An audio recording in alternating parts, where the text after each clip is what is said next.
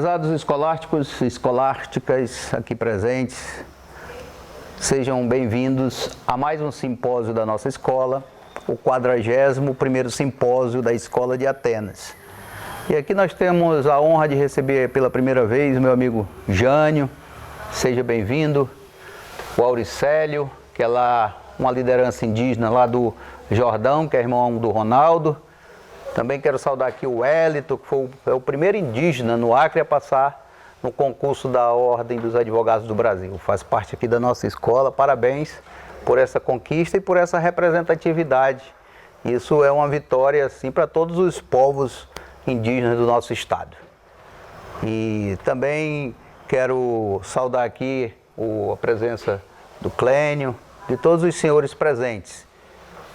Hoje nós estamos reunidos para debatermos previamente esse tema já definido, que é a sabedoria e a eloquência de algumas frases, de algumas máximas que foram escritas por um grupo de pensadores, por um grupo de filósofos da Grécia Antiga, que ficaram conhecidos como os 7 sábios da Grécia. Poderiam ser 9, poderiam ser 12, poderiam ser 15, mas a tradição os identificou como 7 sábios. Nem sempre todos nomeiam os sábios da mesma maneira. Alguns excluem um, colocam o outro. Então não existe um padrão de nomeação dos 7 sábios da Grécia. Aqui nós vamos expor os sábios que mais aparecem em todas as tradições gregas desde o mundo antigo. O primeiro a elaborar essa lista foi o próprio Sócrates, num diálogo de Platão chamado Protágoras. Existe um diálogo de Platão chamado Protágoras, e nesse diálogo Sócrates, pela primeira vez, faz referência a esses 7 sábios que existiram antes dele, que teriam escritas algumas frases, cada um deles no templo de Apolo, que fica em Delfos, na Grécia. Eu tive o privilégio de ir recentemente à Grécia e eu fui nas ruínas de Delfos, aonde ficava o santuário. Delfos é uma pequena comunidade próxima às montanhas do Parnaso, e lá se situa o oráculo de Delfos, o templo de Delfos. Seja bem-vindo, meu amigo. Professor do Colégio de Aplicação, né? Seja bem-vindo. João Paulo. E lá então, nessas montanhas, ficam essas ruínas do oráculo de Delfos, do templo de Delfos, onde eles reverenciavam e adoravam um deus da mitologia grega chamado Apolo.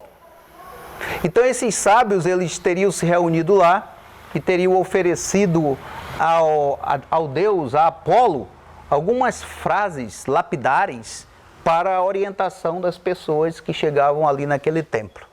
E essas frases elas foram esculpidas, segundo alguns, em placas de ouro e foram afixadas no templo de Apolo, em Delfos. E nós vamos então, hoje, a gente examinar essas frases que foram afixadas no templo de Apolo, conhecer um pouco o que era esse templo de Apolo em Delfos, qual o significado que isso teve para a Grécia e o que é que nós podemos, do ponto de vista da sabedoria, da arte de falar bem, o que é que nós podemos assimilar para nós, estudar para nós, do ponto de vista da intelectualidade, da espiritualidade, da moralidade, o que é que essas frases, o que é que esses ensinamentos vivíssimos continuam a trazer para a gente. Então nós dividimos o nosso simpósio em algumas partes. Primeiro, essa introdução que nós estamos fazendo. Segundo momento, nós vamos falar um pouco do oráculo de Delfos, para a gente saber bem o que é isso. Não se preocupem, com o passado momento do simpósio, vocês vão entendendo direitinho. Delfos, oráculo de Delfos, templo de Apolo, tudo isso aí vai ficando claro. Depois nós vamos falar um pouco como surgiu essa tradição dos 7 sábios da Grécia. Aí vamos ver as máximas, as frases máximas são frases curtas. Nós vamos ver as máximas propriamente ditas de cada um deles. Depois vamos fazer um estudo da relação de Sócrates com o oráculo de Delfos e, por último, nós vamos concluir e depois teremos uma participação especial do professor Guilherme, doutor em filosofia da Universidade Federal do Acre, onde ele vem falar um pouco para nós a respeito de dois conceitos importantes que foram elaborados por Nietzsche, que é o conceito do que é apolíneo e o que é dionisíaco. Apolíneo está se referindo ao deus Apolo, dionisíaco está se referindo ao deus Dioniso, que eram dois deuses adorados na Grécia. Então Nietzsche elabora algumas ideias em torno dessas duas dimensões do pensamento grego, que na verdade são dimensões de nós mesmos, de nós próprios, seres humanos. Essa dimensão apolínea do ser humano e essa dimensão dionisíaca do ser humano.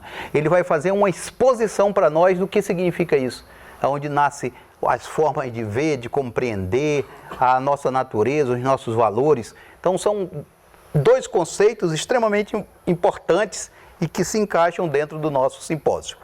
Então, como eu falei para vocês, eu estive na Grécia e em muitos lugares eu me comovi, em muitos lugares eu me entusiasmei, muitos lugares eu me encantei. Todos eles, a Acrópole de Atenas, o Palácio de Knossos, a Ágora Antiga, a Ágora Romana, os museus que eu visitei, fui em Maratona, em Corinto, em Micenas. Então foram lugares extraordinários essa visita à Grécia. E um desses lugares me chamou assim muita atenção, pela beleza do lugar e pela história que representa para a Grécia, que foi exatamente Delfos, aonde estão as ruínas de Delfos. Lá a gente entra nas ruínas de Delfos, nas alturas da montanha. Depois a gente pode entrar no museu que preserva todos os achados daquelas ruínas, que outrora, que um dia foi um dos lugares mais esplendorosos e importantes da Grécia. Foi o centro religioso da Grécia Antiga. O oráculo de Delfos. Vamos dizer que foi a igreja católica dos gregos em poderio, na época do grande poderio da igreja católica. Era lá em Delfos, no oráculo de Delfos, no templo de Apolo. Delfos é uma cidade. Dentro dessa cidade existia todo um santuário que era formado por vários pequenos templos, vários pequenos organizações, templos da organização do próprio santuário, e no meio dele tinha o grande templo de Apolo, que era onde havia as consultas, as pessoas iam se consultar ao deus Apolo a respeito da sua vida, das coisas da sua vida. Daqui a pouco nós vamos entrar direitinho para melhor esclarecer tudo isso. E é importante a gente salientar que esses 7 sábios da Grécia, eles, além de serem sábios, eles foram grandes oradores, eles foram homens eloquentes. E é neles que a gente vai encontrar precisamente a relação entre a arte de bem falar e a arte de ser sábio. Boa noite, seja bem-vinda. Cícero dizia que um homem que sabe falar, um homem eloquente, sem sabedoria, é um perigo para as cidades, é um perigo para os povos. Um homem que sabe falar, um homem eloquente, mas sem sabedoria. Significa apenas, simboliza apenas, concretiza apenas um perigo para os povos. As pessoas que dominam as massas, as pessoas que dominam a opinião das pessoas, mas que não acompanham nessa arte de bem falar a sabedoria da inteligência, a sabedoria do bem viver. Então ele diz que isso é um perigo. De outra banda, ele vai dizer que sabedoria sem eloquência praticamente não serve para nada. O que é que adianta um sábio que não sabe se expressar? O que é que adianta um sábio dentro do seu quarto? O que é que adianta um sábio que não consegue explicar? O que é que adianta um sábio que não consegue falar? O que é que adianta um sábio que não consegue expor o que pensa? Qual é a utilidade dele para a sociedade? Qual é a utilidade dele para as pessoas? Cícero vai dizer praticamente nenhuma. O homem eloquente sem sabedoria é um perigo. E um homem sábio sem eloquência praticamente não serve para nada. Daí porque ele defendia a ideia de que o sábio deveria ser um homem eloquente. E o homem eloquente deveria buscar a sabedoria. Juntando então assim eloquência com sabedoria. Porque um sábio eloquente, ele é um benefício para as cidades, ele é um benefício para os povos, ele é um benefício para todos nós. Agora, um sábio que não sabe se expressar, pouca utilidade tem. Muitas vezes vai ser soterrado por quem sabe se expressar na sociedade. Então, esse ideal de orador sábio é um ideal que Cícero já defendia lá na Roma Antiga. O ideal do sábio eloquente e do eloquente sábio. E esse modelo de homem nós vamos ver nos 7 sábios da Grécia. Que eram homens sábios e eram homens que sabiam se expressar. Sabiam tanto se expressar que Sócrates vai elogiar a sabedoria desses homens porque eles não eram prolixos. Eles conseguiam, em uma frase, condensar toda uma sabedoria. Que hoje a gente lia essa frase, interpretava de uma maneira, no outro dia continuava a interpretar, e que a frase, por ser tão especial, ela atravessaria séculos, tendo uma validade e um valor eterno. Então essas frases foram gravadas dos 7 sábios no templo de Apolo. Vamos agora entender melhor o que foi esse oráculo de Delfos. Como eu falei, foi o mais importante centro religioso da Grécia Antiga. Sua origem remonta ao século V a.C. Olha a antiguidade do oráculo. Isso quer dizer que é 1500 anos antes de Cristo. Já existia o oráculo de Delfos. A sua própria origem, ela remonta de tão antiga, se precisou de mitos para poder explicar a existência daquele lugar, daquele oráculo, daquele centro religioso. Dizem que Zeus, que é o maior dos deuses da mitologia grega, queria saber onde era o centro da Terra. Queria demarcar o centro da Terra. Então ele pega uma águia, solta do Oriente, e outra águia ele solta do Ocidente, e essas águias, onde se encontrasse, seria o centro da Terra. O umbigo da Terra, o centro da Terra. Então ele solta uma águia do Oriente, uma águia do Ocidente, e elas vão se encontrar exatamente em Delfos. E ali ele demarca o centro do globo com uma pedra, que ele chama de ônfalo, né? Que essa pedra, ela simboliza exatamente isso, umbigo, ônfalo, e ali ele estabelece um centro espiritual, um centro religioso. E entrega esse centro religioso para a administração de outro deus do Olimpo, que era Apolo. Então Apolo se apossa daquele santuário e começa a chamar as pessoas para viver ali naquele local. Ele, do alto da montanha, à vista do mar, alguns marinheiros que vinham de Creta, segundo a mitologia, ele se transforma num golfinho, vai até esses marinheiros, se apresenta como Apolo, e como golfinho ele vai conduzindo aqueles marinheiros até o local de Delfos, e lá esses marinheiros colonizam o lugar. Então passa a habitar pessoas, e com o tempo, eles convivendo ali, vai acontecendo algumas coisas interessantes com aquele povo. Um pastor, certo dia, pastoreando suas ovelhas, ele começou a perceber que em determinado canto da montanha, quando a ovelha chegava, ela começava a ficar eufórica, ela começava a ficar alegre, ela começava a dar pulos, e assim ele começava a perceber que toda ovelha que chegava ali tinha esse mesmo comportamento. Então ele resolveu ir lá para ver o que é que tinha naquele lugar. Quando ele chegou, ele viu uma cratera enorme, com uma pedra, que aí teria sido esse ônfalo, e dessa cratera começava a exalar uns gases. E quando ele chegou, ele inalou os gases e ele começou a profetizar. Ele começou a ter dons proféticos. Aquele gás propiciava neles um efeito psicodélico. E eles começavam então a manifestar dons mediúnicos de profecias. E aí, logo isso se espalhou, as pessoas chegavam, iam para perto, inalavam os gases, mas só que o efeito às vezes era desastroso.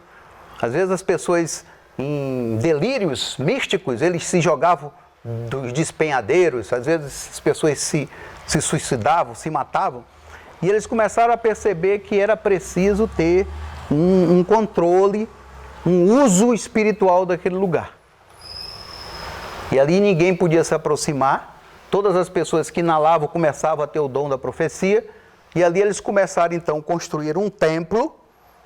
Dentro do templo ficava aquela fenda da terra, ficava também o ônfalo, construíram um grande templo.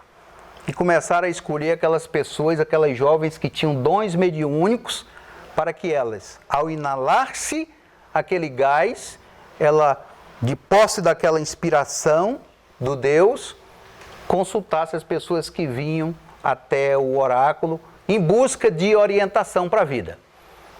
Coisas que todos nós, dos seres humanos, hoje fazemos, lá eles faziam também. Devo me casar? Não devo me casar? Devo viajar? Não devo viajar? Essas preocupações são dos seres humanos. Dos seres humanos. E às vezes a Pitya dizia sim ou não, às vezes eram consultas muito simples, né? Ela se sentava, aqui está uma pequena amostra da fenda que existia embaixo. Ela se sentava em cima de uma trípode, de um tamborete, vamos dizer, de ouro, uma trípode de 3 pés. Ela se sentava, o nome dela se chamava Pitya, daqui a pouco nós vamos ver porquê. Ela inalava esses gases, segurando um ramo de loureiro, que era a árvore de Apolo, e então, sob o efeito psicodélico dos gases que saiu da terra, ela mastigava umas folhas de louro, que segundo dizem teria também efeitos psicodélicos, e sobre esse efeito vinham pessoas fazer as consultas à Pitya. E aí começaram a vir reis, começaram a vir generais, e aquilo se transformou num centro muito especial em toda a Grécia. Quando as pessoas queriam ir colonizar um lugar, e o primeiro lá em Delfos, perguntar ao deus Apolo, por meio da Pitya, se eles deveriam colonizar, e quando, e quem seria o líder, e quem seria o deus protetor daquele lugar. Quando eles iam fazer uma guerra, tinha que consultar o deus Apolo, que por meio da Pitya diziam para eles o que eles deveriam saber, por meio de frases enigmáticas, que nem sempre eram de fácil interpretação. Por isso que além da Pitya existiam os sacerdotes. A Pitya dizia uma frase, o sacerdote poetizava aquela frase e entregava para o consulente. E caberia ao consulente interpretar aquela frase. Se não desse certo, foi uma interpretação ruim. Então o oráculo, de alguma maneira, tinha como se sair de tudo. A pessoa tinha que interpretar. Opa, professor! Sente aqui, ó. Clênio.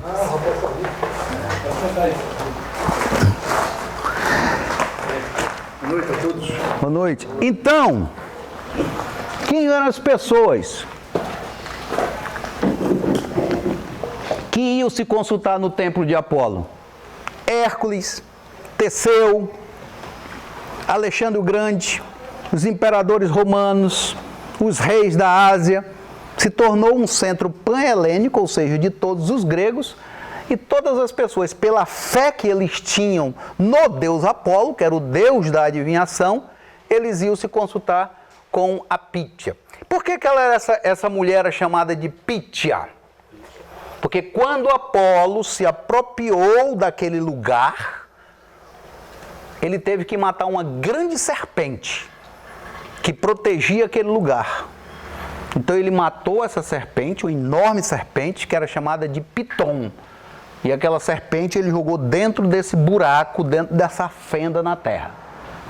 E segundo a mitologia, essas emanações de gases vinham exatamente da putrefação dessa grande serpente que foi jogada naquela gruta ali.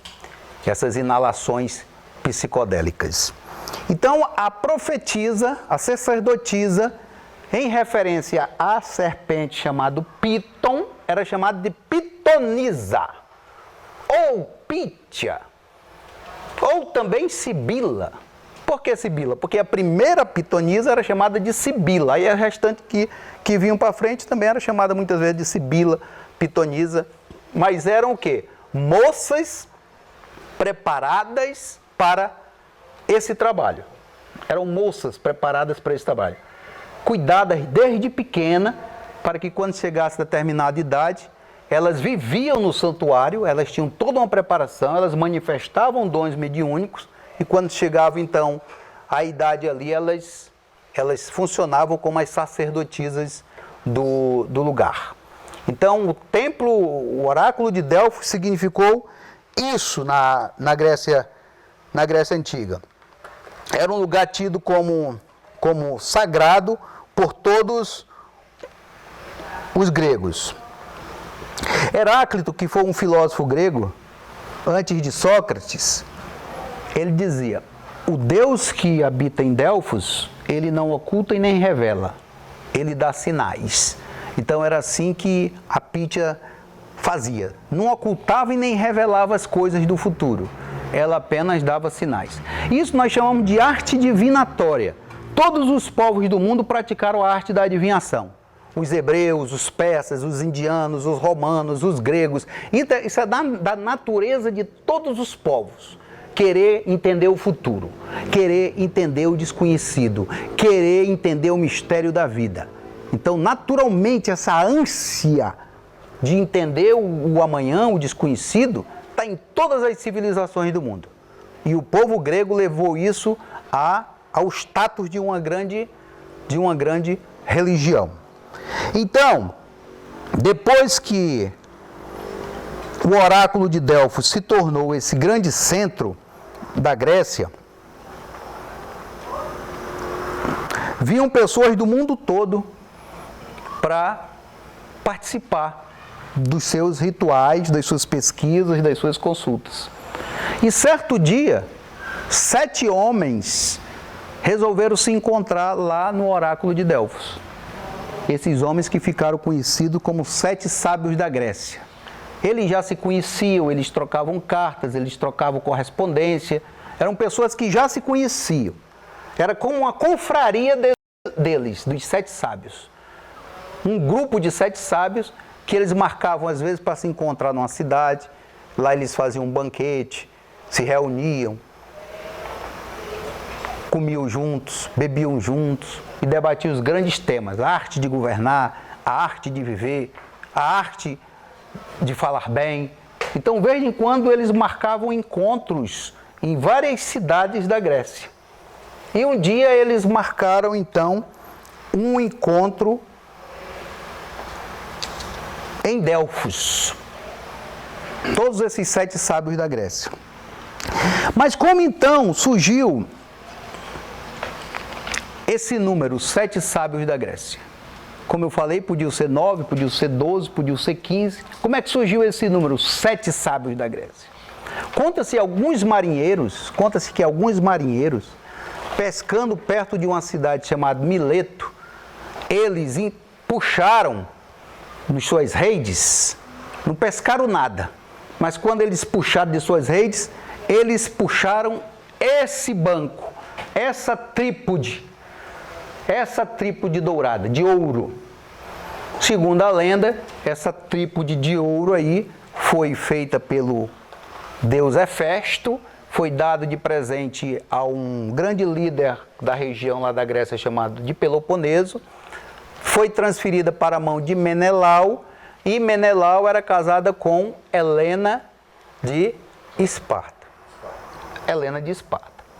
Quando Helena de Esparta foi raptada, foi levada, quando Helena fugiu de Esparta para Troia, traiu o marido, se engraçou por pares, quando ela foi então tirada de Esparta para Troia, ela aproveitou e levou no navio junto a trípode de ouro que pertencia ao seu próprio marido. Isso no século XIII. Já no navio de Esparta para Troia, ela arrependida, jogou a trípode no mar. Disse que ia dar muita confusão uma trípode dessa que teria tido origem até nos próprios deuses. E com o passar do tempo, isso foi no século XIII, com o passar dos séculos, lá no século VII a.C., esses marinheiros não pescaram nada, mas pescaram a trípode, encontraram a trípode que teria sido jogada por Helena de Troia. Aí logo perceberam que se tratava de um objeto valioso e começou a ter uma briga entre eles. Quem pertenceria a essa trípode? Quem era o dono dessa trípode de ouro? E aí eles disseram, como nós não estamos nos entendendo, como o conflito está muito grande entre nós, nossas famílias, vamos levar o caso para Delfos, para o oráculo de Delfos, para ver o que é que o Deus que profetiza em Delfos vai dizer. Então eles foram para Delfos, adentraram no templo e perguntaram então à sacerdotisa, a pitonisa, que não estava em cima dessa trípode ainda, não usava ainda. Mas ela foi, inalou os gases e em transe místico, ela disse, a trípode pertence ao mais sábio. Aí eles começaram a perguntar, o mais sábio? Nós somos pescadores, nós não somos sábios. O mais sábio que eu conheço é um homem lá da nossa terra, chamado Tales de Mileto. Então eles saíram do santuário de Delfos, foram até a cidade de Mileto e entregaram a trípode para Tales. Está aqui, Tales, você é o homem mais sábio da Grécia. O oráculo disse que pertence ao mais sábio. Então nós entramos em acordo aqui e você é o mais sábio. Está aqui a trípode que lhe pertence. Aí, quando o Tales pegou a trípode, ele disse assim, eu não sou o mais sábio, o mais sábio é Pítaco, de Mitilene, lá numa ilha muito distante. Entreguem para ele. Aí eles pegaram a trípode, foram lá em Pítaco de Mitilene e entregaram a trípode. Ó, tá aqui, Tales disse que o mais sábio dos homens é você. Aí Pítaco pegou a trípode e disse assim, eu não sou o mais sábio. O mais sábio dos homens que eu conheço é Quilon de Esparta. Aí eles vão lá de novo, lá em Esparta. Isso tudo é semanas e mais semanas de uma cidade-estado para outra, de navio, a pé. Aí chegaram em Esparta e entregaram para Quilon. Está aqui. Segundo Pítaco, você é o mais sábio. Então essa trípode pertence a você. Quilon olhou a trípode e disse, eu não sou o mais sábio. Mais sábio é Misson de Quineu. Aí eles saíram de Esparta, foram até a cidade de Quineu e entregaram para Misson. Misson pegou a trípode e disse, não pertence a mim. Eu conheço um homem mais sábio do que eu, chamado Cleóbulo de Lindos. Aí lá vão eles, pegam um navio, vão para a ilha de Lindos, para poder entregar para Cleóbulo, que era de lá. Cleóbulo pega então a trípode e diz, essa trípode não me pertence, porque mais sábio do que eu é Solon de Atenas. Aí lá vai eles de navio voltando para Atenas, chegando lá, entrego a trípode de ouro para Solon de Atenas. Solon recebe a trípode e diz assim, eu não sou o mais sábio é o Deus, mais sábio é Deus. Nenhum homem é mais sábio do que Deus. Essa trípode pertence a Apolo. Aí eles saem de lá, voltam para o santuário de Delfos e entregam então a trípode a Apolo, ao templo de Apolo. Porque pertencer ao mais sábio, quem é o mais sábio? É o próprio Deus, que eles chamavam de Apolo. Então, até que enfim, o que a Pítia falou foi bem interpretado. Ela deixou para as pessoas interpretarem, até chegarem à compreensão de quem realmente pertencia aquilo ali.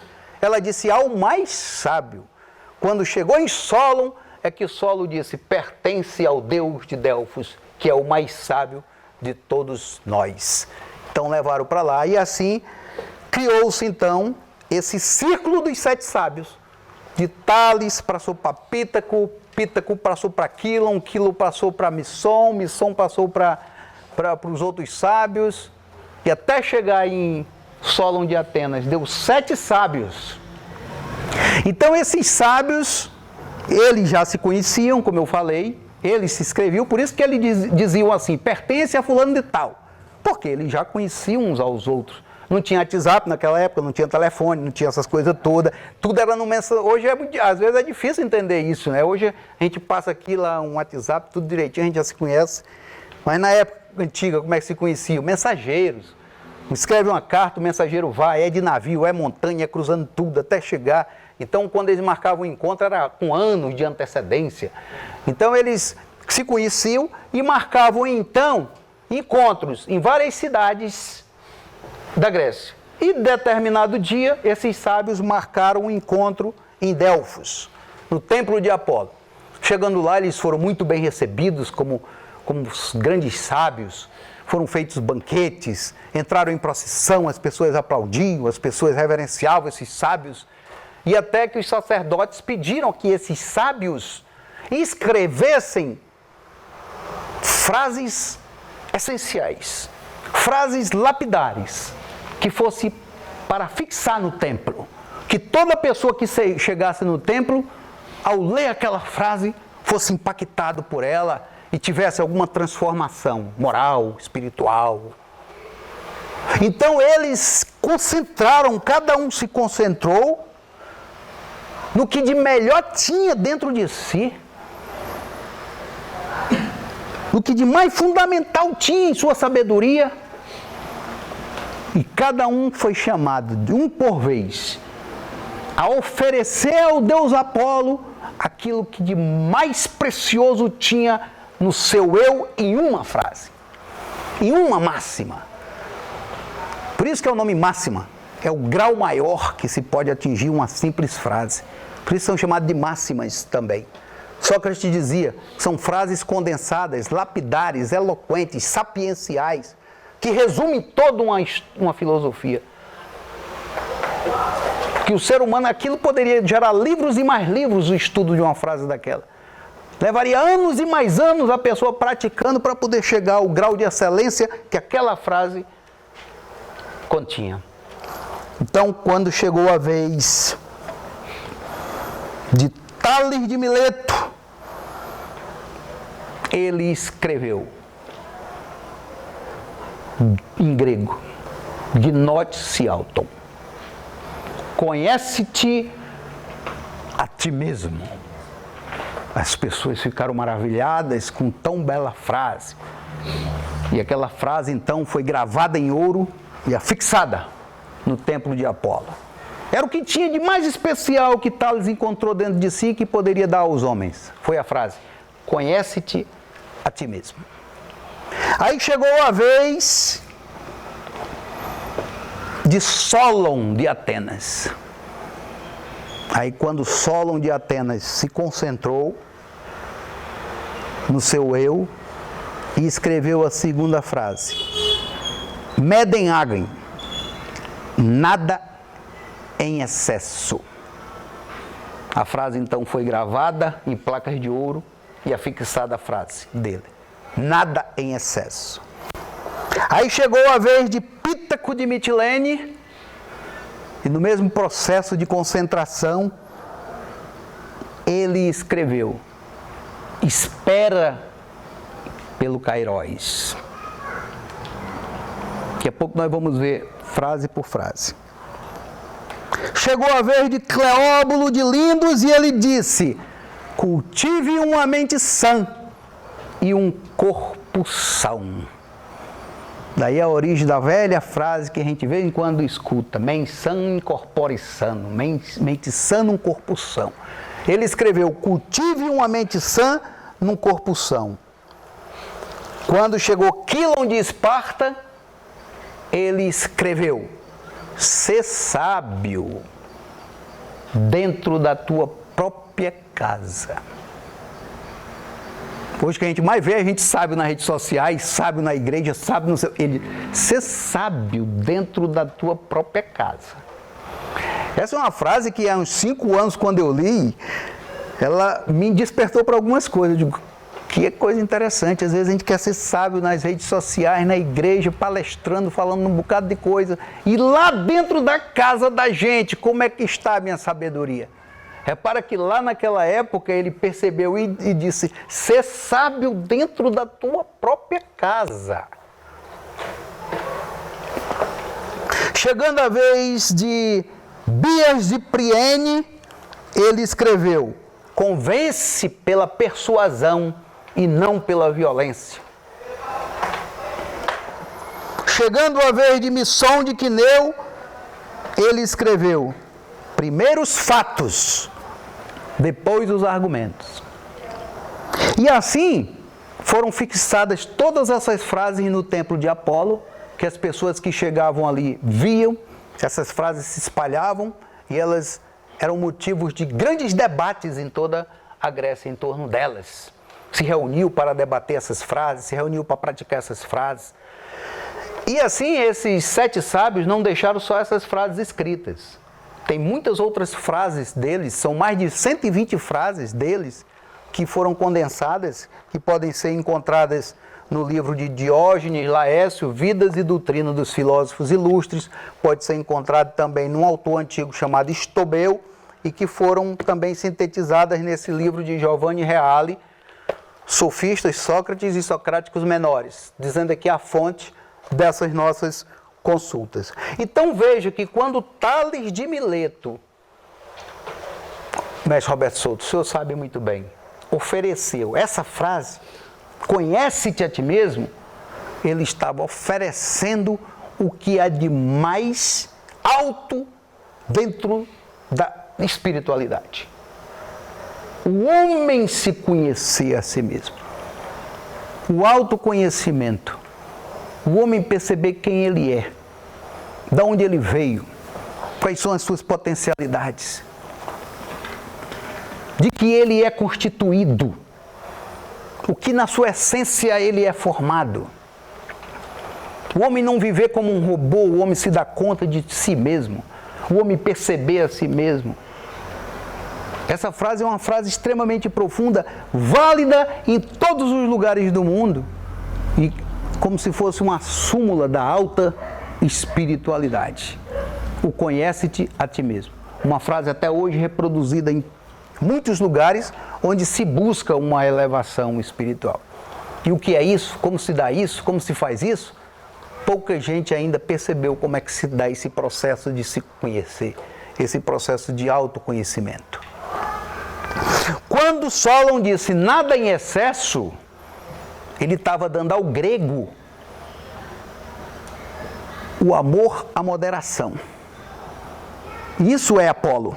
Depois o professor Guilherme vai esclarecer. Isso é Apolo. Moderação. Moderação no falar, moderação no comer, moderação no viver, moderação no sexo. Moderação, o excesso é vício. A virtude está no equilíbrio. A virtude está no meio. Nada que é excessivo ou nada que é muito carente é a virtude. A virtude é exatamente a ausência de excesso e a ausência de carência. É um ponto de ouro, é uma ponte de ouro em tudo. O amor em excesso, a justiça em excesso, será que isso realmente é amor? Será que isso realmente é justiça? Cícero já dizia, justiça excessiva não é justiça, é injustiça. Porque uma justiça, quando passa da conta, vira vingança, vira justiçamento, vira perseguição. É só um exemplo que ele está dando do que é esse ponto de ouro do equilíbrio das virtudes. Do equilíbrio das virtudes. Trazendo para o contexto atual, Lava Jato, acabou com o país. Se aplica em tudo. Se aplica na política, se aplica na filosofia, se aplica na eloquência, se aplica na arte de viver, se aplica na virtude. O que é um homem moderado? Porque para encontrar esse meio termo, é preciso muito equilíbrio, é preciso muita firmeza, é preciso muito talento, é preciso muita maturidade. é preciso muita vivência, é preciso muita experiência para chegar a esse ponto de equilíbrio, a essa moderação. Não é só a pessoa falar, é a pessoa viver. O homem geralmente ele é dado ao excesso. O excesso de comida, excesso de sexo, excesso disso, excesso daquilo, excesso daquilo. Tudo isso deteriora o espírito do homem. Aonde há excesso, a deteriorização do espírito do homem. Aonde há moderação, há uma concentração de vida, há uma concentração de energia. E é isso que Solon de Atenas percebeu e ofereceu essa frase para que os homens meditassem nela e encontrassem uma forma moderada de viver. Quantas pessoas hoje sabem beber sem excesso? Quantas pessoas bebem só um cálice de vinho, 2, ou uma lata de cerveja? É muito difícil um negócio desse. Quando começa a beber, é a bebedeira mesmo, ele só larga quando ele cai para um lado, o outro cai para o outro. Então, essa moderação foi muito valorizada entre o povo grego. A moderação na pintura, a moderação na escultura. Veja essa foto aqui que você vê nela uma harmonia, uma ordem, uma proporção. Então, essa moderação, essa proporção do grego estava presente na arquitetura, estava presente na escultura, estava presente no falar, estava presente no escrever, porque dentro dessa moderação vem a harmonia, vem a proporção, vem a beleza, porque a beleza constitui-se exatamente disso, de uma proporção, de uma moderação, de uma harmonia das formas. Isso caracterizou o povo grego, essa busca do meio termo. E Aristóteles vai sempre trabalhar essa ideia da virtude que se encontra no meio. A virtude está no meio. Quando Pítaco de Mitilene falou, espera pelo Kairos, o que era o Kairos na Grécia? Momento oportuno, momento certo das coisas. É uma frase que também já me serviu algumas vezes, quando eu me lembro dessa frase, espera pelo Kairos. Kairos, tempo oportuno, momento certo, momento propício. É o momento propício para falar? É o momento propício para empreender alguma coisa? É um momento propício para mudar de rumo? Qual é o momento Kairos? Isso é tão útil na nossa vida diariamente, porque quando a gente percebe o momento certo das coisas, a gente se livra de um bocado de complicações no nosso trabalho, na nossa família, no nosso dia a dia. A gente percebe o momento que não é aquele. Aquele não é o momento de falar, aquele não é o momento de escrever, aquele não é o momento de empreender, aquele não é o momento disso. E espera pelo Kairos, sente a força das coisas. Quer fazer uma viagem? Quer abrir uma empresa? Quer falar alguma coisa? Quer liderar alguma coisa? Estuda o Kairos. Estuda isso na tua vida diariamente. Espera por ele, o momento oportuno. Porque tudo que é feito dentro do momento certo, do tempo oportuno, é vitorioso. É certo, isso é uma grande sabedoria. Tudo aquilo que é feito contra o tempo, tudo aquilo que é feito contra o momento, tudo aquilo que é feito contra a oportunidade, o cara só tem a se rachar, a quebrar a cara, a se decepcionar. Porque ele não esperou o Kairos. E às vezes ele nem sabe se existe isso. De momento certo, de momento oportuno, de momento propício. É uma coisa tão simples, mas se você obedece essa regra da própria natureza, você começa a se dar bem nas coisas que você faz. Isso se aplica diariamente, do amanhecer ao dormir. Se a gente começa a aplicar isso na nossa vida, a gente vai ver a diferença. Cleóbulo de Lindo diz, cultive uma mente sã e um corpo são. Quantas pessoas cuidam da sua mente? Quantas pessoas cuidam de ter uma mente limpa, de ter uma mente equilibrada, de ter uma mente trabalhada, ter uma mente cultivada, ter uma mente elevada. As pessoas às vezes nem sabem se tem uma mente. Eles nem se dão conta de que existe uma dimensão mental. Às vezes eles vivem tão o seu dia a dia como autômatos, numa dimensão da ferocidade, da animalidade, que ele nem se percebe que existe uma dimensão mental, que precisa ser cuidada, trabalhada, porque isso é determinante para o que ele vai falar, o que ele vai dizer, o que ele vai praticar. É a origem da nossa vida, dos nossos atos, e está nessa dimensão mental. Por isso que ele disse, cultiva uma mente limpa. O que é que você lê? O que é que você pesquisa? O que é que você assiste? Com quem você anda? Quais ideias que você está alimentando? Será que a pessoa está cultivando uma mente sã? Ou a mente dela é uma mente completamente infernal? É uma mente do umbral? É uma mente do subterrâneo? Ou é uma mente trabalhada, próximo do divino? E um corpo são. Será que nós estamos também cuidando desse instrumento,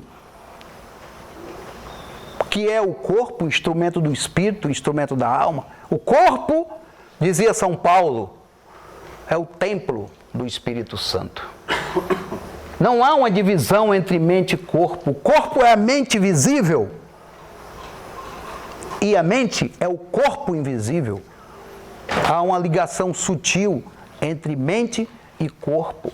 O que a mente padece, o corpo também padece.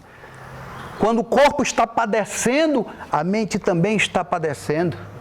Quando o corpo está sentindo dor, quando o corpo está doente, a mente fica embotada, a mente não consegue raciocinar direito. Que amizade a pessoa faz entre mente e corpo? O corpo, ele dizia, cuide do corpo, cuide da mente, mas cuide do corpo. Daí porque o grego, ele cuidava também do próprio corpo.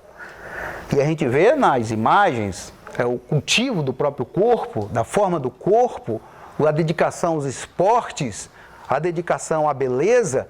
O grego louvava muito a beleza corporal, tanto do homem como da mulher. Daí que trouxe um padrão de beleza, Wellington, praticamente para o mundo todo. Esse padrão de beleza que hoje aí nós temos é grego. Da academia, e é grego. A beleza do corpo, a beleza do corpo do homem, a beleza do corpo da mulher. Isso faz parte do quê? Do cultivo do corpo, pelo exercício, pelo esporte, e o cultivo da mente pela filosofia.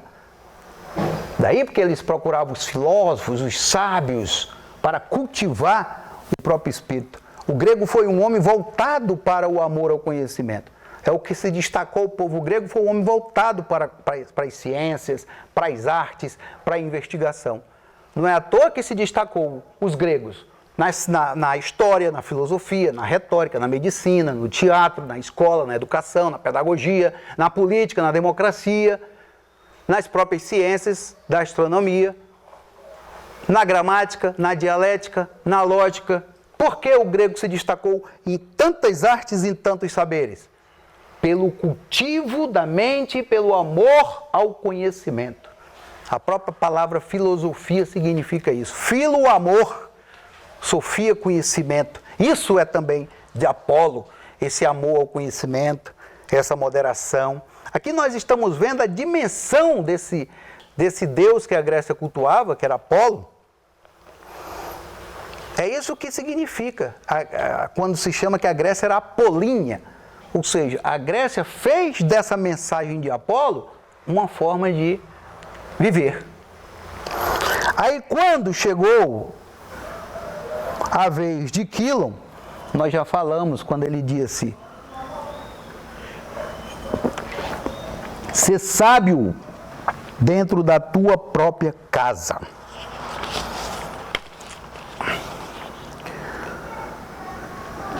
Então chegou a vez de Bias de Priene e escreveu: convence pela persuasão e não pela violência. Professor Renan, hoje o que é que as pessoas estão querendo fazer? Querendo convencer pela violência. querendo a sua adesão, ou quando eu falo a sua, da pessoa, por meio da violência, por meio da força. E ele aqui, Bias, ele trouxe um ensinamento, Auricélio, para os gregos, dizendo assim: usa a tua capacidade de falar, usa a tua capacidade de persuadir, e não a violência, e não a força. E isso levou os gregos a desenvolver essa grande arte chamada arte da eloquência, a arte da palavra, a arte da retórica. Porque para convencer uma pessoa, ele precisa dominar a arte da palavra, ele precisa dominar a arte da argumentação, ele precisa dominar todas as técnicas do convencimento. Dominar pela força, dominar pela violência, qualquer tirano faz. Agora, dominar pela pessoa é o convencimento. Isso depende de inteligência verbal, capacidade de se expressar, capacidade de falar, conhecimento do outro, habilidade diplomática com as pessoas. Tudo isso envolve inteligência depositada no homem. Fazer com que o Wellington aceite o que eu estou falando pela persuasão, e não pelo amedrontamento, e não pela ameaça do fogo do inferno, mas pelo convencimento, pelo esclarecimento do que aquilo que a pessoa está falando tem uma plausibilidade, tem uma razoabilidade, tem uma verossimilhança, porque convenceu meu espírito, convenceu minha inteligência, ele respeitou minha capacidade de decidir. Ele não veio me ameaçando, ele não veio me amedrontando, de punir, de perseguir, de matar, de enterrar, de neutralizar, de cancelar a pessoa. Dentro de casa, na igreja, na sociedade, no trabalho. Eu sigo, eu entendo, porque ele me convenceu. Ele me explicou direitinho. Ele trouxe argumentos e então ele respeitou a minha dignidade. Ele me convenceu pela persuasão e não pela autoridade dele, pelo poder dele. Isso era que Bias de Prene aconselhava os homens. E hoje é muito fácil quem está em cargo de poder querer convencer pelo poder que tem.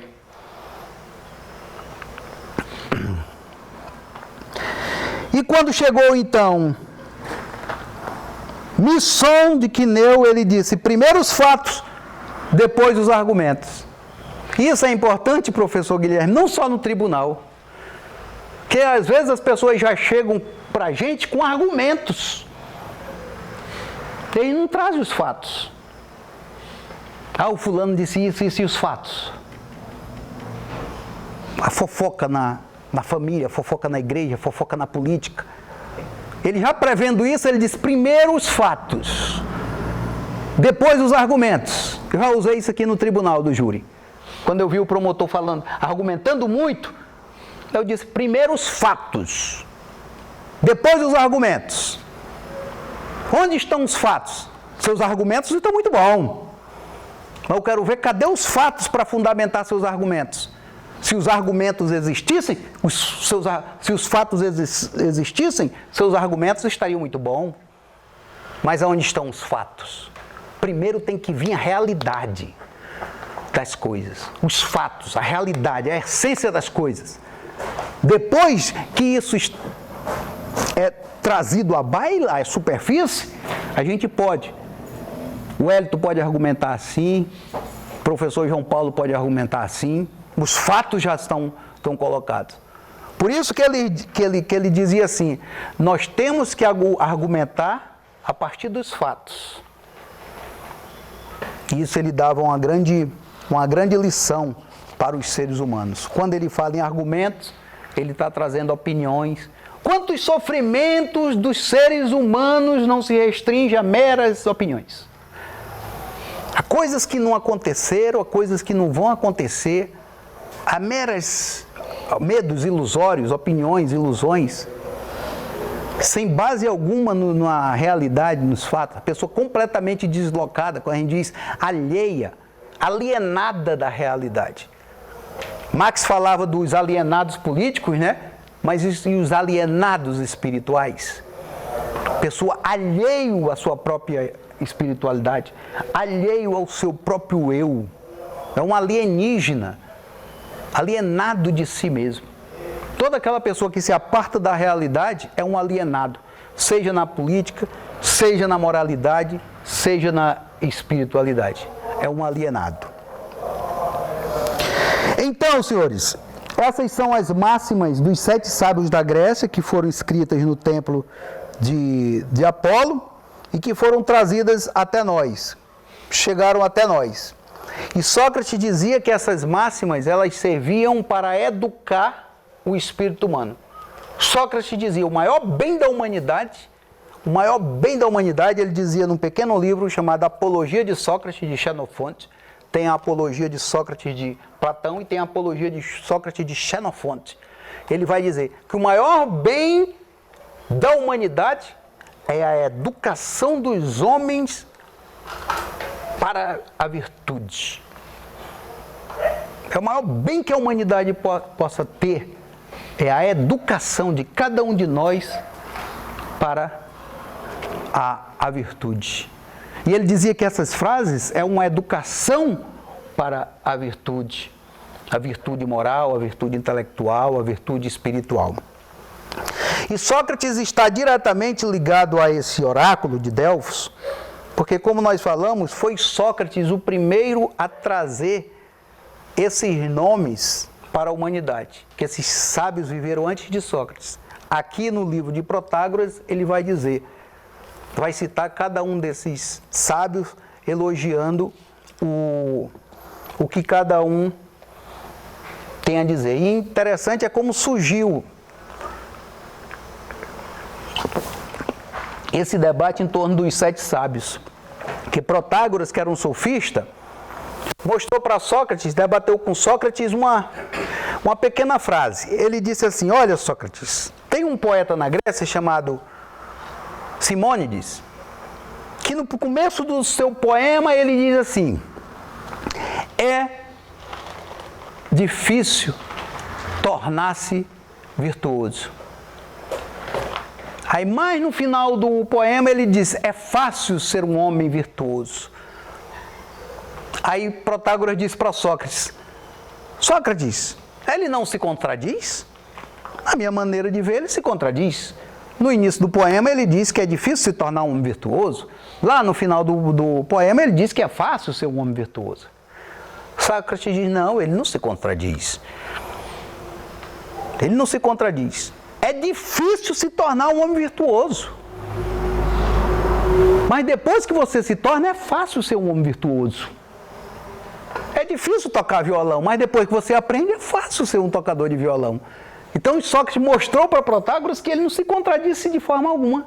Porque é muito difícil uma pessoa se tornar moderada, justa, sábia, pacífica, amiga, fraterna. É muito difícil se tornar assim um homem esclarecido, iluminado, autorrealizado. Mas depois que o homem chega a tal grau, ele vai perceber que é muito fácil. Mas depois de ter chegado lá, mas ele sabe que é difícil para quem não chegou lá ainda. E aí é que ele diz que essas máximas vinham dos 7 sábios da Grécia. Que Pítaco, que foi um dos 7 sábios da Grécia, dizia isso. Era fácil ser virtuoso, mas era difícil se tornar virtuoso. E aí vem ele falando então dos 7 sábios da Grécia. Foi assim que surgiu essa tradição dos 7 sábios da Grécia. Então Sócrates, já depois dos 7 sábios da Grécia, ele foi julgado. Nós sabemos que Sócrates enfrentou um julgamento. Ele foi ao tribunal ser julgado, porque, segundo a acusação, ele não acreditava nos deuses, adorava novos deuses e corrompia a juventude. Então, ele foi levado a julgamento. E lá Sócrates, então, ele se defendeu que ele adorava os mesmos deuses da cidade. As pessoas podiam ver ele reverenciando Apolo, Zeus, outros deuses da cidade. E que jamais ele teria corrompido os jovens, pelo contrário, ele educava o jovem a ser justo. Ele educava o jovem a moderar a si mesmo. Ele era um homem justo, ele vivia fazendo bem para todo o povo. Que aquelas acusações eram falsas, aquelas testemunhas eram falsas. E Sócrates então não quis bajular os juízes E o contexto da época, então, favoreceu Sócrates de ser condenado. Mas aquelas pessoas que julgaram Sócrates estavam com raiva de alguma maneira de Sócrates. Porque Sócrates saía pelas ruas de Atenas desmascarando os falsos sábios. Certo dia, um amigo de Sócrates foi até o oráculo de Delfos, um amigo dele chamado Querefonte, que era muito amigo de Sócrates, admirador profundo de Sócrates. Tão apaixonado por Sócrates ele estava que ele foi em Delfos saber da Pítia realmente quem era o homem mais sábio da Grécia. E a Pítia falou para ele: não há ninguém mais sábio na Grécia do que Sócrates. Então ele ficou muito eufórico com aquilo, o mestre dele, ser o homem mais sábio da Grécia, e de Delfos para Atenas 180 quilômetros, né? Não existia carro, avião, então imagina como foi esse percurso dele. Ele é eufórico de Delfos, descendo para Atenas para chegar e dizer para Sócrates. Aí chegou e disse para Sócrates. Sócrates disse que não acreditava naquilo. Aí depois de muito tempo, Sócrates disse, ele começou a perceber porque que era o mais sábio. Aquelas pessoas que se achavam sábios, ele interrogava, ele perguntava, ao final ele desmascarava, que não sabia de nada. Achava que sabia. Tinha uma ilusão do saber. Era um falso saber. Era apenas uma vaidade de sabedoria. E Sócrates interrogava e por meio da dialética, do diálogo, da sua maiêutica, levava o cara a se contradizer, levava o cara a chegar em aporias, chegar em coisas que não tinham solução e desmascarava o cara. Então Sócrates começou a perceber que o oráculo de Delfos estava certo, que ele era o homem mais sábio. Mas por uma razão, ele era o cara mais sábio porque nada sabia. Daí porque aquela expressão que não é bem de Sócrates, mas é socrática, eu só sei que nada sei. Essa expressão não é dele não, é? Não é assim dita diretamente por ele. Você não vai encontrar ele dizendo, eu só sei que nada sei. Mas você vai encontrar essa expressão ele dizendo, que eu percebo que eu não sei o que as pessoas sabem. Então é uma expressão que deriva de Sócrates, deriva da perspectiva da postura de Sócrates, mas textualmente você não vai encontrar essa frase dele. Mas não está errado dizer que pertence a ele.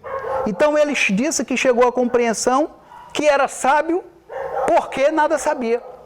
Vejam, ele não é a frase eu só sei que nada sei, mas está no mesmo sentido, que ele era sábio porque nada sabia. Enquanto os outros se achavam sábios sem saber. Então, nesse aspecto, ele se considerava o homem mais sábio. Porque só o ato de ter a consciência de sua ignorância já é uma sabedoria. Diante da infinidade do conhecimento, diante da infinidade do cosmos, diante da infinidade de tudo, a pessoa ter consciência de sua pequenez, de sua ignorância, de sua falta de conhecimento, já é um grande conhecimento. Quem é que chega muitas vezes nessa perspectiva? De ter dentro de si essa sabedoria de reconhecer a sua ignorância. Então, nesse contexto, a sociedade ateniense estava revoltada contra Sócrates. Aí dizia que os filhos não obedeciam mais os pais por causa de Sócrates, professor Guilherme. E São Sócrates, no julgamento, ele chama o acusador e diz, o acusador para e diz, Sócrates, os filhos dos atenienses não obedecem mais os seus pais, estão te obedecendo mais do que os seus pais? Ele disse, claro que isso é certo, se for em relação à educação. Quem é que as pessoas obedecem mais quando estão doentes? É o médico ou é aos pais? É aos médicos, pois é. E aos ferreiros, aos carpinteiros, aos especialistas, eles obedecem mais a eles ou aos pais? Não, a essas pessoas. Pois é, eu sou um pedagogo, sou um educador. Se em relação à educação eles me obedecem mais, por que eu não mereço ser louvado, respeitado, igual o médico é, igual o político é? Quem é que eles obedecem mais nas assembleias políticas? Não são os que os políticos decidem as leis, mais do que os seus próprios pais? Então, nesse sentido, em relação à educação, em relação à virtude, eu me considero um educador. É para isso que eu falo, é para isso que eu ensino, é o homem para a virtude. Você não vai me ver deseducando, levando nenhum jovem para o vício. Você não vai encontrar um jovem que ao conversar e ao conviver comigo tenha se drogado, tenha se perdido na vida, não tenha se tornado um jovem inútil. Todos os jovens que estão comigo, eles se tornam pessoas melhores. Então, mesmo assim, ele foi julgado, foi condenado a beber cicuta. Eu estive lá na Grécia, fui lá onde ele esteve preso, Sócrates, uma prisão gravada nas pedras, 3 prisões assim preservadas, está lá os escritos onde Sócrates foi preso, é uma prisão gravada nas pedras. Tem uma sala menor, tem uma sala menorzinha e tem uma sala maior, onde ele foi preso enquanto aguardava beber cicuta. Ele foi condenado para beber esse veneno. Só não bebeu o veneno imediatamente, porque havia uma festa religiosa em Atenas que não podia sacrificar ninguém. Era o navio que vinha comemorando a vitória de Teseu. Todo ano esse navio saía de Creta e vinha para Atenas. Era uma festa religiosa, lembrando os feitos de Teseu quando matou o Minotauro. Então todo ano Atenas rememorava isso e saía um navio de Creta para Atenas. Então era um período religioso, não podia matar ninguém. Então ele passou um mês esperando esse navio chegar, né, de Creta até Atenas. Então não mataram ele. Quando o navio chegou, então deram a cicuta para ele. E lá na prisão ele começa a narrar a sua própria morte. O Platão elabora todo um diálogo na hora dele beber a cicuta com os seus amigos presentes. Ele escreve um diálogo chamado Fédon, o da alma. É onde Sócrates, nos seus últimos momentos, ele debate com seus discípulos dentro da prisão. E os discípulos estão lá acompanhando o mestre beber cicuta. Ele toma um banho, com toda tranquilidade. Já tinham preparado a fuga de Sócrates, ele não quis fugir. Ele não quis também trocar a pena dele para uma pena de exílio. Ele disse que eu não sou culpado, como é que eu vou escolher o exílio? Vocês me decretaram a morte, então é a morte que eu quero. Não foi isso que vocês disseram? Já estou com 70 anos, já vivi muito. Melhor do que estar velho, gaga, sem conhecimento, sem inteligência, dependendo dos outros. Então é melhor que tire logo minha vida, porque vocês decidiram. Então era um homem muito firme. E então, o carrasco chega, tem uma foto muito bonita que depois vocês podem procurar na internet. O carrasco admirava ele, o próprio carrasco. O carrasco chega com a cicuta, aí na foto o carrasco está assim, entregando a cicuta para ele, sofrendo ele mesmo ao entregar a cicuta para Sócrates beber. Então Sócrates bebe a cicuta, tranquilamente deita na cama, e a cicuta começa, o veneno da cicuta começa a aparecer no corpo dele. Ele disse: já sinto um veneno nos meus pés, está tudo dormente, não sinto nada. E os discípulos chorando. Ele dizia, vocês não sabiam que um dia eu ia morrer? Vocês acham que a pessoa já não nasce no caminho da própria morte?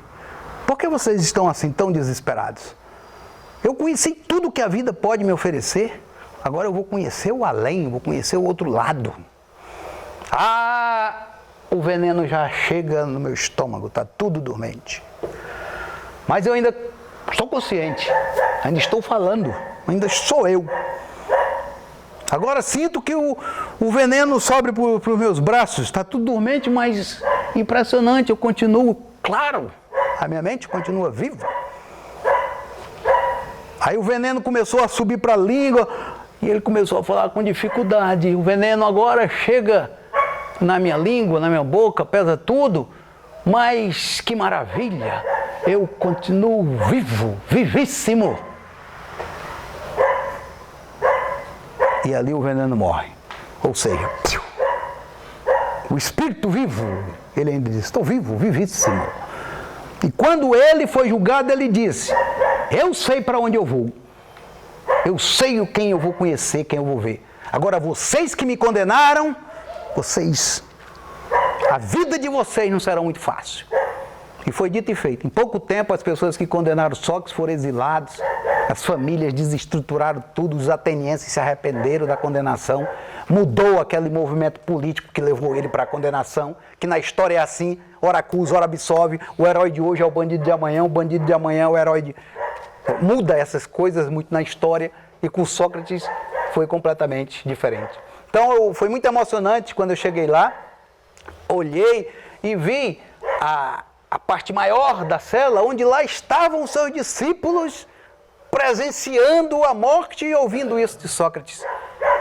O Carrasco, então, entregando a cicuta para Sócrates desse jeito, nessa imagem, coloque lá a morte de Sócrates, e lá no canto da parede, Platão completamente consternado, chorando,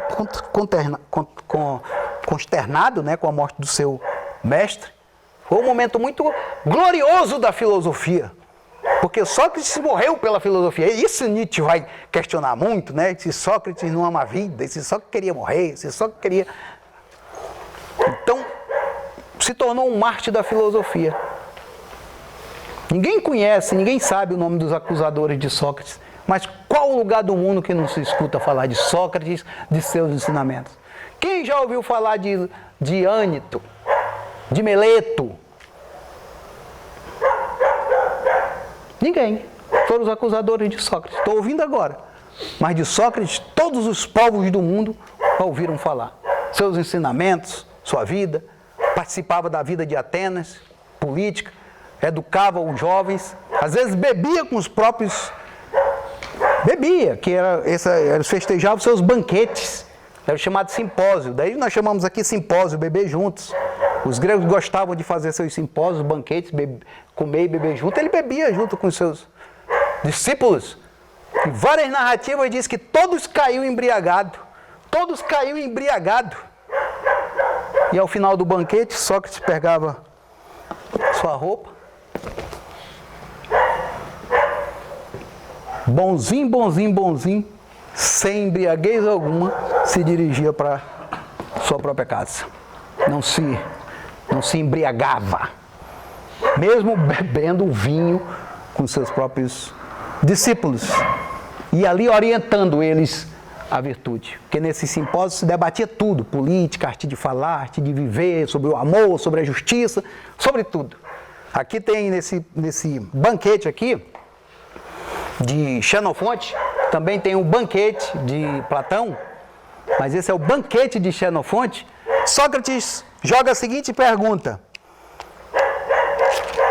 no banquete, para o debate: do que cada um se orgulha mais? Aí cada um ia dizendo no banquete. Tinha um jovem lá que disse: eu me orgulho de ter decorado todos os versos da Ilíada e da Odisseia. O outro dizia: eu me orgulho de ser o homem mais rico de Atenas. Aí ia passando para cada um deles. O outro: eu me orgulho de ter vencido as Olimpíadas do ano tal. Todo mundo se orgulhava de alguma coisa. E quando chegou a vez dele, ele disse: o que eu mais me orgulho é de ser um educador do espírito dos seres humanos.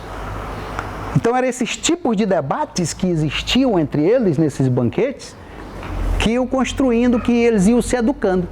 Porque não tinha assim um ensino superior, vamos ali para a universidade agora, todo mundo estudar lá. Não, existiam os professores, existiam as escolas, mas esses banquetes, muitas vezes, se tornavam ali um espaço de cultura, de educação, de pedagogia, de educação do próprio espírito. Já concluindo aqui, para passar a palavra para o professor Guilherme, e Sócrates, então, ele vai reproduzir essa palavra, né? Conhece-te a ti mesmo. Não é a frase também, não é de Sócrates. Conhece-te a ti mesmo é uma frase que a gente atribui a Tales de Mileto. Mas tem outras pessoas que já atribuem a Pítaco, tem outras pessoas que atribuem a não sei quem mais. Cícero vai dizer: não pertence ao ser humano, a ser humano algum. Essa frase foi o próprio Deus de Delfos que entregou aos seres humanos. Tão preciosa é a frase. Então, a conclusão que eu estou querendo trazer aqui é aprofundar um pouco mais essa frase, trazendo alguma compreensão de outros pensadores a respeito da frase conhece-te a ti mesmo. Eu trouxe aqui primeiro a compreensão de um grande estudioso da oratória dos Estados Unidos, chamado Dale Carnegie. Ele tem um livro, Como Falar em Público e Encantar Pessoas. É uma das maiores autoridades da arte de falar em público do século XX nos Estados Unidos. Aí eu trouxe essa frase a respeito do conhece-te a ti mesmo que ele desenvolve nesse livro. Um número surpreendentemente pequeno de conceitos serve de alicerce a todos os discursos eficazes. Um desses conceitos pode ser o pilar da eficácia pessoal em qualquer cenário e é expresso em apenas 4 palavras. São as 4 palavras gravadas na entrada da escola de filosofia da Grécia, que desde então tem sido a base para toda a sabedoria. As palavras mágicas são: conhece-te a ti mesmo. Será que realmente a pessoa sabe falar bem se ele não estiver desenvolvendo esse conhecimento? É muito difícil. Porque conhecer a si mesmo, Sócrates já dizia: conhece-te a ti mesmo e conhecerás o outro, conhecerás o universo e conhecerás os deuses a partir do conhecimento de si. Como é que um orador vai conhecer o povo que está falando? Seus valores, seus costumes, suas tendências, suas inclinações, sua cultura, suas paixões, suas emoções? Como é que isso vai funcionar dentro do seu público se ele não sabe como funciona dentro dele mesmo? Como é que ele vai manipular isso? Como é que ele vai manusear isso? Como é que ele vai trabalhar isso se ele não conhece o que é a raiva dentro de si, o que é o amor dentro de si, o que é a paixão dentro de si? Se ele não sabe como é que ele reagiria a um argumento, como é que ele reagiria aos acontecimentos? Como é que ele pode se tornar um orador se ele não tem minimamente um conhecimento de si mesmo? Dale Carnegie vai dizer: o orador precisa exercitar essa máxima do templo de Apolo: conhece-te a ti mesmo. E aí eu trouxe outra frase que já é de uma pessoa do campo da educação. Eu trouxe uma pessoa do campo da oratória, agora eu vou trazer uma pessoa do campo da educação, chamado Comênios. Professor Carlos conhece bem. Autor de um livro famoso na história da pedagogia, chamado Didática Magna. Isso é um clássico, né? É um clássico, ele escreveu isso em 1500. Didática Magna, professor Wellington. Para ensinar tudo a todos. Como ensinar tudo a todos? Para ensinar tudo a todos. Para ensinar tudo a todos. Então ele é um clássico da educação. Então estou trazendo essa frase em vários campos. O que é que ele diz? Quando chegou a vez de Pítaco, este homem falou: homem, conhece-te a ti mesmo. Os sábios ali reunidos, de pronto, reconheceram a frase como uma máxima que veio do céu e recomendaram-na ao povo em placa de ouro e determinaram que fosse afixada no templo de Apolo.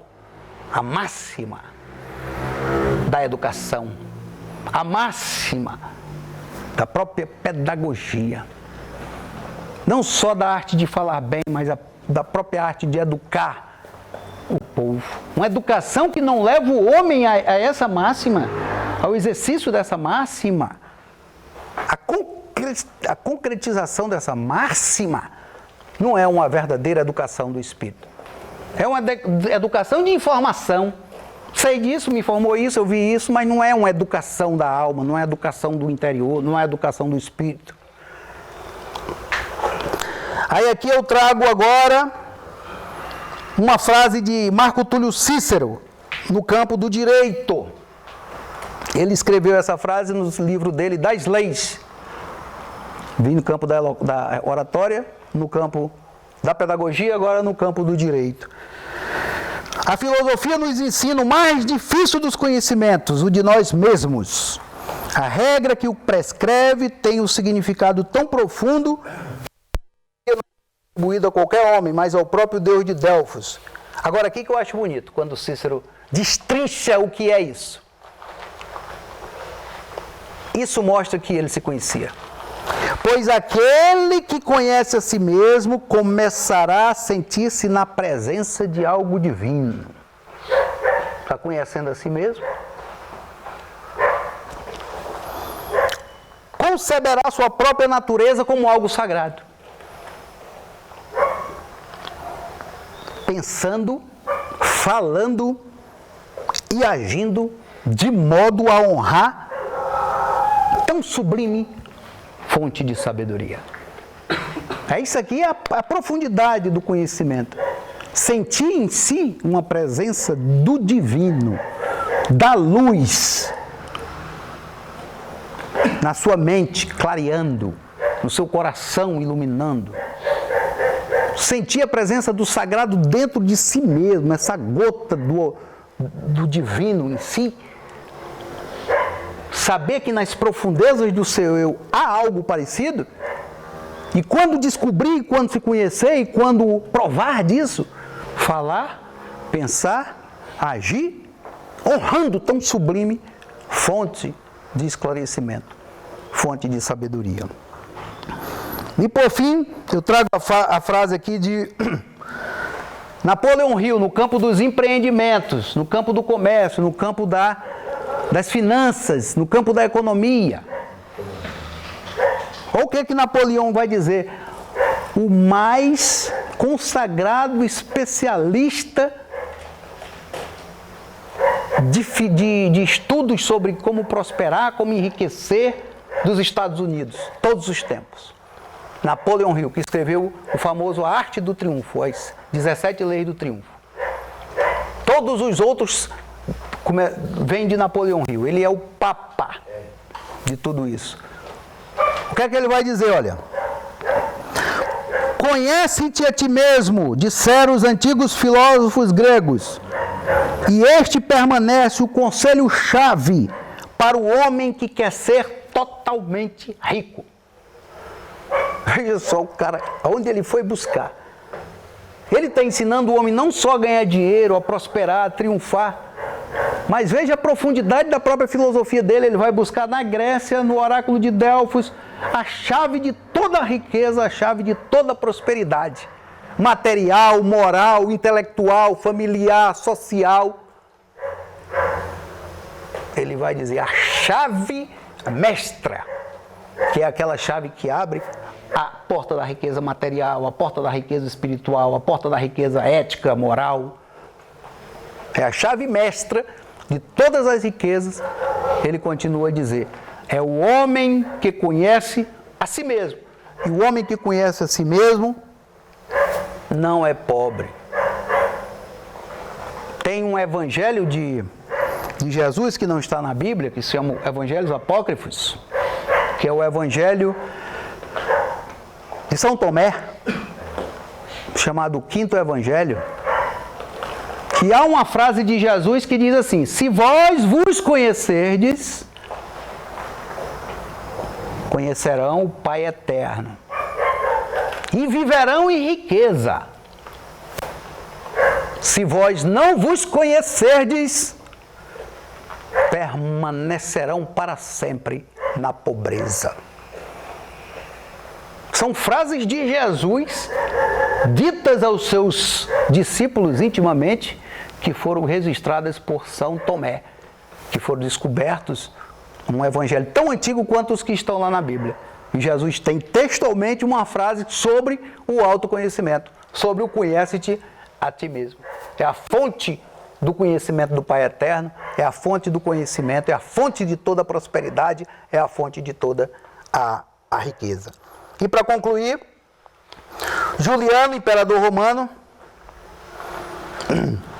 para Juliano, imperador romano, Apolo, o deus délfico, que transmitia seus conselhos e vaticínios por meio da Pítia, com sua máxima, conhece-te a ti mesmo, deve ser considerado o ancestral de toda a filosofia. Para os gregos, ele se tornou o criador de tudo aquilo que é bom e belo, guia e condutor de toda a Hélade, legislador e soberano. E aqui a gente conclui com a frase que nós iniciamos no início. Eloquência significa a arte de falar bem. Cícero vai dizer, eloquência sem sabedoria é um grande mal para a humanidade. A pessoa sabe falar bem, mas não tem sabedoria. Ele vai prejudicar o irmão, ele vai prejudicar a sua comunidade, ele vai prejudicar seu país. Não conhece a virtude, não conhece a sabedoria, não conhece a justiça, não conhece o amor, não conhece a fraternidade, não conhece o bem comum, vira esses políticos que nós conhecemos no Brasil todo. Muito, às vezes, eloquente, manipulador das emoções do povo, carente de sabedoria. O que adianta uma eloquência sem sabedoria? É um grande mal para a humanidade. Por outro lado, sabedoria sem eloquência, qual a utilidade que tem? O que adianta a pessoa ser sábio se não sabe falar, se não sabe se expressar, se não sabe convencer, se não sabe transmitir, se não sabe educar, se não tem um magistério porque falta a ele dicção, falta a ele capacidade de dialogar com as pessoas, expressividade, conhecimento. O que adianta um sábio assim? Vai ficar restrito a ele mesmo, sábio para ele mesmo. O que adianta a pessoa ser sábia só para ele mesmo? O sábio, ele tem que ser chamado a ser mestre, a educar os outros, a ensinar os outros, a chamar os outros para o caminho da virtude. Não adianta ser só sábio, tem que ser mestre, tem que ser professor, tem que ser educador, tem que ser orador, para conduzir as pessoas no caminho da virtude, da sabedoria. Por isso que Cícero pregava que o homem eloquente tem que ser sábio e o homem sábio tem que ser eloquente. E nós temos aqui nos 7 sábios da Grécia um espelho para a gente entender quando é que a eloquência se encontra com a sabedoria. Constrói uma civilização. Esses 7 sábios da Grécia, por meio da sua eloquência, por meio da sua sabedoria, eles edificaram uma civilização. Por meio de seus ensinamentos, de suas palavras. Todos os que vieram depois dele, seus filósofos, seus oradores, seus políticos, seus líderes, procuraram exercitar as máximas de sua sabedoria. As máximas que vieram brotando da sua própria eloquência. Os 7 sábios da Grécia são esses modelos que nós podemos nos inspirar e tantos outros ao longo da história da humanidade que souberam unir eloquência e sabedoria, sabedoria e eloquência. Eis o verdadeiro orador. Os estoicos diziam, Zenão de Sítio dizia, eu não concebo o homem orador, senão aquele que também é sábio. É isso que significa a eloquência conduzida pela sabedoria e a sabedoria expressa pela eloquência. A eloquência é o que é a eloquência? É a sabedoria que sabe falar. Muito obrigado a todos vocês.